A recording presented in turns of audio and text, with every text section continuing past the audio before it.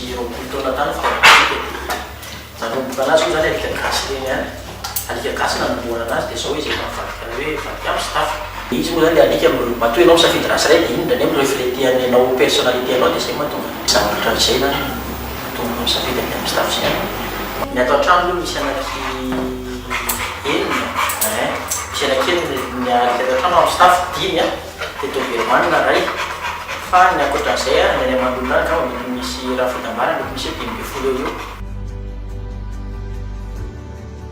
eo amin'ny 5 millions par mois eo eo ny dépense amin'ny alika indraindray raha moa ny alika mety dépense lavitra fois 2 fois 3 amin'ny olombelo anatin'ny mois ohatran'izany ny sakafo ny alikako zany a mixte tena hoe manome croquette a dia manome vary dia légume dia croquette ngambany a manany eo amin'ny 3 na 4 sacs par mois io za dia vary a dia manany hoe ray gony eo dia ny légume sy totikiny zany izany tsy azo continue ohatrina lehilahy fa hena antsasany isan'andro fotsiny fa no le fitiavana fotsiny dia tsy maintsy tadiavina foana zay ny atao amiko amin'izao zany dia misy anakiroa reo nafarana hitanareo teo le izy dia ireo reo nafarandreo a ndray l'originany a avany USA raha hoan'ny olona mahery izy dia signe de la race frasage zay dia le anankiray le vavy hitanareo bevoka teo a zanaka champion du monde io atlasy teo king of ring avany Serbie zay le alika fa reo zany dia para France daholo ihany koa nefa ny France dia nalefa taty ny prix analika ny andafy zany manodidiny amin'ny staff io a le tsara resahana manodididina 1000 à 2000 euros eo ny olona betabe dia le masika be le amin'ny staff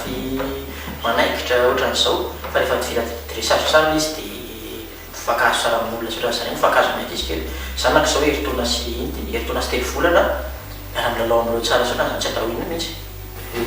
taton'izany ngamba mbola tsisy alika mivadika hatramin'izay